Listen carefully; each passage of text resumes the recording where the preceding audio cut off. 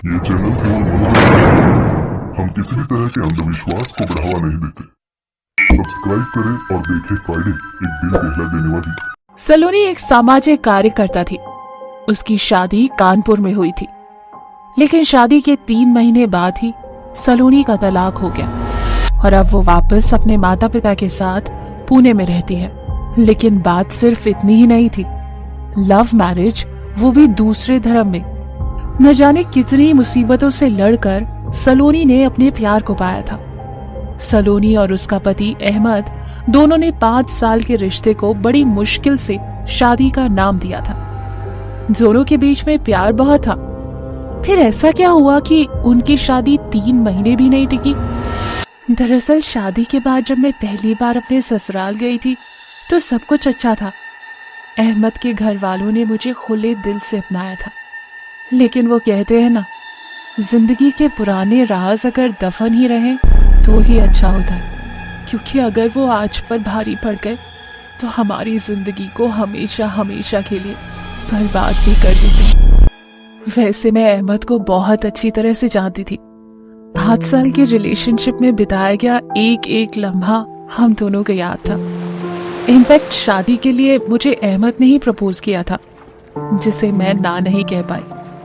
हम दोनों को लगा था शादी के बाद हम दोनों एक दूसरे की जिंदगी को खूबसूरत और रंगीन बना देंगे। लेकिन शादी के बाद सब कुछ ऐसे बदला जैसे कोई भयानक सपना। सुहागरात से ही अहमद कुछ बदले बदले से रहे थे। मैं सच धज पूरा श्रृंगार किए सेज पर अहमद का ही इंतजार कर रही थी, पर वो आधी रात तक नहीं आए। रात के 3 बजने को हो रहे थे कि तभी किसी ने मेरे कमरे का दरवाजा खटखटाया। मुझे पता था कि ये अहमद ही होंगे। मैं भी गुस्से में दरवाजा खोल उन पर बरसने ही वाली थी कि मैंने जो देखा उसे देख मेरे बदन का सारा खून जम सा गया। अहमद की शेरवानी पूरी तरह से खून से भीगी हुई थी। उनके जिस्म से किसी लाश के सड़ने की बदबू आ रही थी। उनकी आंखें लाल और मुंह के आसपास कच्चे मांस के टुकड़े लगे थे। अहमद, तुम तो नॉनवेज नहीं खाते थे, फिर ये सब क्या है? मैंने ये पूछा ही था कि अहमद ने मुझे इतनी जोर से धक्का दिया कि मैं दीवार के कोने में जा गिरी। अहमद का ये बर्ताव मेरे समझ के परे था। मैं करती भी क्या? अपनी सुहाग वाली रात को कमरे के कोने में बैठकर मैं रात भर रोती रही। कभी कभी तो ऐसा लगता है जैसे हम लोगों की लव मैरिज नहीं बल्कि अरेंज मैरिज हुई है, क्योंकि शादी के कुछ दिनों बाद ही अहमद बहुत गुस्सा करने लगे थे। अक्सर मुझसे बात करते समय उनकी आवाज भारी हो जाती। ऐसा लगता जैसे कोई और उनके अंदर है और मुझसे बात ही कर रहा है। और कभी तो अचानक ही नींद में उठकर बड़बड़ाने लगते थे। अहमद, तुम अब मुझे परेशान करने लगे हो। कभी कभी तो ऐसा लगता है जैसे मैं तुम्हें जानती ही नहीं हूँ। और बात बात पर इतना गुस्सा कब से करने लगे तुम? मैं गुस्सा करने लगा हूँ? जरा तुम अपने आप को देखो। शादी क्या कर ली, तुम तो सर पे ही बैठ गई हो। दिमाग खोल कर सुन लो, मुझे ये रोज की चिक चिक पसंद नहीं है। अगर ज्यादा परेशान किया तो अभी तलाक दे दूंगा तुझे, समझी ना? इतना कहकर अहमद चले गए। इस तरह की लड़ाई झगड़े सुबह शाम का नाटक हो गया था। डर के मारे मैं तो कुछ कहती भी नहीं थी, तो भी अहमद खामखा मुझ पर गुस्सा करके चले जाते। हालात इतने बिगड़ चुके थे कि हम दोनों शादी के बाद एक बिस्तर पर कभी नहीं सोए। फिर एक रात प्यास के कारण जब मेरी नींद खुली तो मैंने देखा कि अहमद की आंखें मुझे ही देख रही हैं। उनका आधा चेहरा इंसान और आधा किसी चुड़ैल का था। उनकी आंखें पूरी तरह से लाल थी, जैसे मेरे खून की प्यासी हो। अहमद का शरीर पूरी तरह से हवा में देख मेरे जिस्म का रोम रोम सिहर उठा। पर मेरे पलक झपकते ही फिर सब कुछ पहले जैसा ही हो गया। मुझे अक्सर ऐसा लगता जैसे कोई औरत मेरे सीने पर बैठी मेरा सीना चीर रही हो। मैं चलते चलते गिर जाती, जैसे किसी ने मुझे जोर से धक्का दिया हो। खाना बनाते समय कभी मेरा हाथ जल जाता तो कभी मेरी साड़ी का पल्लू। बहुत अजीबोगरीब सी चीजें मेरे साथ होने लगी थी जो मेरे समझ से बिल्कुल परे थी। पर माँ बाप को मैं हमेशा यही बोलती कि मैं बहुत खुश हूँ। यहाँ सब लोग मुझसे बहुत प्यार करते।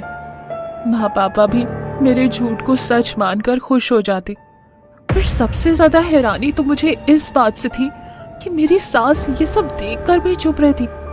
फिर एक दिन मैंने अपनी सास से पूछ ही लिया, माँ, आपके बेटे का घर बसने से पहले ही टूटने वाला है और आप हैं कि चुप्पी साधे सब कुछ देखती रहती हैं। अगर ऐसा ही रहा तो मैं ये सब ज्यादा दिन तक बर्दाश्त नहीं करने वाली हूँ। मैं वापस अपने घर चली जाऊंगी और फिर कभी वापस नहीं आऊंगी। मेरी सास को पता था कि मैं किस दर्द से गुजर रही हूँ, इसलिए उन्होंने मुझे एक कागज थमाते हुए कहा, बेटा, इस कागज में जो भी लिखा है उसे अहमद के सोने के बाद आहिस्ता से उसके कान में पढ़ना। तुम्हें अपने आप सच का पता चल जाएगा। इतना कहकर मेरी सास मेरे पास से चली गई। मुझे बस अब अहमद के सोने का इंतजार था। फिर से रोज की तरह लड़ने झगड़ने के बाद अहमद सो गए। आधी रात का पहर हो चुका था। मैंने एक दो बार अहमद को जगाने की कोशिश की, पर वो नहीं जागे। तब बहुत हिम्मत कर मैंने सासू माँ का दिया हुआ वो कागज निकाला और उसे आहिस्ता से अहमद के कानों में पढ़ना शुरू कर दिया। जरीन, देख, मैं आ गया। तेरा शौहर आ गया तुझे लेने के लिए। चल जल्दी से तैयार हो जा, निकाह पढ़ने जाना है। मैं भी कागज पर लिखा पढ़ ही रही थी कि इतने में अहमद का शरीर उड़ने लगा। उनके हाव भाव पूरी तरह से बदल चुके थे। जो बदन पहले सुडौल और हुष्ट पुष्ट हुआ करता था, उसमें एक नजाकत उतर आई थी। वो कलाइयों का मोड़ना, कमर की लचक, वो चाल, अहमद अब पूरी तरह से बदल चुका था। मैं बस एक टक चुपचाप अपने पति अहमद को देख रही थी। सच कहूं तो मेरा सारा बदन डर के मारे ठंडा पड़ गया था।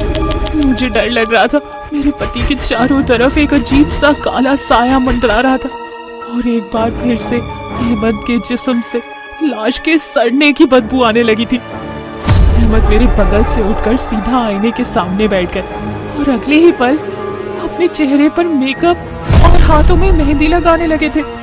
पूरा श्रृंगार कर जब मैंने उनको देखा तो वो बेहद खूबसूरत लड़की में बदल गए थे। अहमद, ये आपको क्या हो गया? क्यों आप इस तरह से अपना श्रृंगार कर रहे हो? अहमद, बात करो मुझसे। मैं आपकी पत्नी सलोनी बोल रही हूँ। अहमद, तुम मुझे सुन भी रहे हो? मेरे इतना बोलने पर भी अहमद ने एक बार भी मुझे पलट कर नहीं देखा। पर जैसे ही मैंने उन्हें छूना चाहा तो अहमद ने मुझे एक फूंक से दीवार के एक कोने में पटक दिया। दूर हट जा मेरे अहमद से। खबरदार अगर इन्हें छूने की कोशिश भी की तो। ये मेरे शौहर हैं। मेरी इनसे सगाई हुई है। तुझे मैंने इतना तड़पाया फिर भी तुझे अकल नहीं आई है? याद रख, अगर तूने भी मुझे मेरे अहमद से जुदा करने की कोशिश करी तो मैं अहमद के अब्बू की तरह तुझे भी अहमद के हाथों ऊपर पहुंचा दूंगी। मैं तभी समझ गई थी कि ये मेरा अहमद हो ही नहीं सकता। जो अहमद मेरे ऊपर जान छिड़कते थे वो मुझसे इतनी नफरत कर ही नहीं सकते। मैं अहमद से कुछ पूछती इससे पहले ही मैंने देखा कि आईने में एक बेहद डरावनी और खूंखार से चेहरे का अक्स दिखाई दे रहा था, जो देखने में किसी चुड़ैल का था, जिससे अहमद अपनी जान की भीख मांग रहे थे। जरीन, तुम मुझे छोड़ क्यों नहीं देती? तुम मेरा बचपन का प्यार थी। माना मैंने तुमसे सगाई की थी, पर अब तुम दूसरी दुनिया में जा चुकी हो। मैं भी अब किसी और को अपना चुका हूँ, अपनी जिंदगी बना चुका हूँ। मैं तुम्हारे हाथ जोड़ता हूँ जरीन, प्लीज मुझे रिहा कर दो। मैं अपनी सलोनी से बहुत प्यार करता हूँ। अहमद की आंखों में आंसू थे। वो अभी भी मुझे ही चाहते थे, अपना मानते थे, पर उनके जिस्म पर किसी और का साया था जिसका नाम जरीन था। कौन थी ये जरीन और क्या नाता था उसका मेरे पति अहमद से? मैं अभी इसके बारे में सोच ही रही थी कि तभी मेरी सासू माँ भी अपने हाथों में एक ताबीज लेकर मुझे संभालने मेरे पास चली आई। देखा बेटा, मेरे बेटे को चुड़ैल ने किस तरह सालों से अपने कब्जे में कर रखा। एक बार हमने बहुत हिम्मत कर जरीन से अपने बेटे को छुड़वाने की कोशिश करी थी और इस चक्कर में ये जरीन ने अहमद के अब्बू को खा लिया। और सबसे हैरत की बात यह है कि अहमद को आज तक कभी पता नहीं चला कि उस पर किसी चुड़ैल का साया है जो अहमद को किसी का नहीं होने देता। पर माँ, क्या कोई रास्ता नहीं है जिससे अहमद को आजाद किया जा सके? मेरे इस सवाल पर माँ ने सोचते हुए कहा, बेटा एक रास्ता है, पर वो जिंदगी भर की सजा बन जाएगी तेरे लिए। कैसा रास्ता माँ, और कौन सी सजा की बात कर रही हो आप? मुझे साफ साफ बताइए, आखिर मुझे करना क्या होगा? फिर माँ ने जो कहा उसे सुन मेरे पैरों तले जमीन खिसक गई। उन्होंने कहा कि अगर मुझे अहमद को चुड़ैल से मुक्ति दिलानी है तो मुझे उस जरीन को हमेशा हमेशा के लिए अपनाना होगा। उसकी आत्मा को अपने शरीर में संजोग कर रखना होगा। लेकिन उसके बाद मैं कभी भी अहमद से नहीं मिल पाऊंगी। मुझे अहमद को हमेशा हमेशा के लिए भूलना होगा, वरना जरीन अहमद को देखते ही मुझ पर हावी हो जाएगी और शायद फिर जरीन अहमद को मार भी सकती है। जिसका मतलब साफ था कि मेरे हाथों ही मेरे प्यार, मेरे अहमद की मौत। खुदा ने मेरे सामने कैसी परिस्थिति खड़ी कर दी थी। अब मुझे अपने ही प्यार के लिए उससे दूर जाना था, वो भी इतना दूर कि कभी उसका चेहरा भी नहीं देखना था। वो प्यार जो मेरे लिए मेरा सब कुछ था, जिसके लिए मैं अपना सब कुछ छोड़ कर आई थी। अहमद भी मेरे पास आने के लिए जरीन के आगे गिड़गिड़ा रहा था। वो अपनी जान तक देने को तैयार था। तो क्या मैं उसके भले के लिए उससे दूर नहीं जा सकती थी? सच कहूं तो मैंने उसी वक्त अपना मन बना लिया था कि मैं अहमद को उस चुड़ैल से आजाद कर रहूंगी। मेरे पूछने पर माँ ने बस इतना कहा, बेटा तुझे जरीन की कब्र पर जाकर अपने बाल, अपने कपड़े और नाखून का टुकड़ा उसी कब्र पर गाड़ना होगा। तो ही जरीन की आत्मा अहमद का शरीर छोड़ तुम्हारे शरीर में आएगी। डर मत, मैं तुम्हारे साथ रहूंगी। पर याद रखना बेटी, ये रास्ता उतना भी आसान नहीं होने वाला है।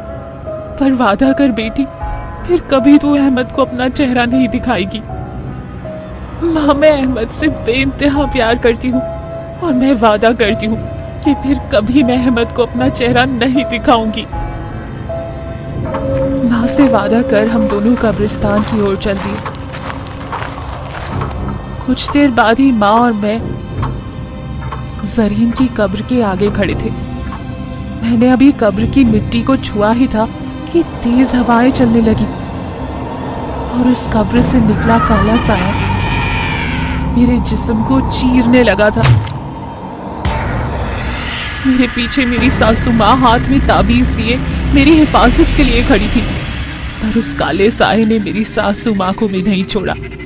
वो एक झटके से आती और माँ के जिस्म से मांस का लोथड़ा नोच कर ले जाती। बहुत दर्द में चीखने लगी थी। बेटी सलोनी, तुम हिम्मत मत हारना, मैं हमेशा तुम्हारे साथ ही रहूंगी। बस तुम अपना काम करती रहो। हमें किसी भी तरह अहमद को जरीन की आत्मा से मुक्ति दिलानी है। मैं समझ गई थी कि जो साया हमारे इर्द गिर्द मंडरा हमें लहूलुहान कर रहा था वो कोई और नहीं बल्कि जरीन का ही साया था। पर माँ की बातें सुन मेरी हिम्मत और बढ़ गई थी। मैंने तेजी से कब्र में गड्ढा करना शुरू कर दिया। मैंने कब्र में अभी अपना कटा हुआ बाल डाला ही था कि इतनी देर में देखा कि जरीन का काला साया माँ के जिस्म से निकलता हुआ माँ के टुकड़े टुकड़े कर गया था और उनके जिस्म के टुकड़े मेरे ऊपर ही आ गिरे थे, जिसे देख मैं डर के मारे कांपने लगी थी। ताबीज भी अब किसी काम नहीं आ रहा था। तभी मुझे महसूस हुआ कि किसी ने मेरे बाल पकड़े हुए हैं, लेकिन इससे पहले कि मैं कुछ और कर पाती, जरीन के काले साए ने मुझे बालों से पकड़कर हवा में उठा लिया था। मैं हवा में ही दर्द के मारे छटपटाने लगी थी, पर मेरे ठीक नीचे जरीन की कब्र थी। तो मैंने बिना एक पल गवाए अपनी जेब से कपड़े और नाखून का टुकड़ा निकाला, जरीन की कब्र के ऊपर गिरा दिया।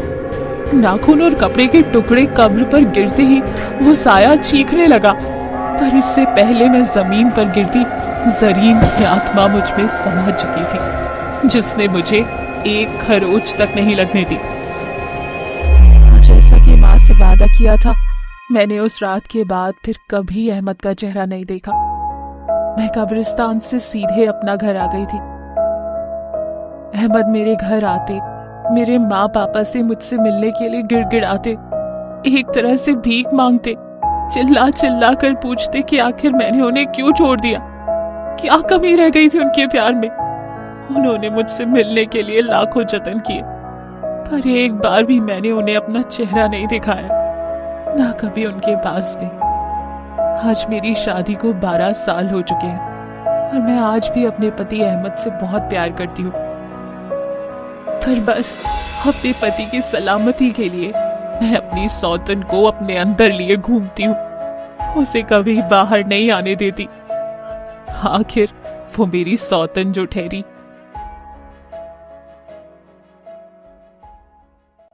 डर से भरी ऐसी कहानी को देखते रहने के लिए अभी सब्सक्राइब करें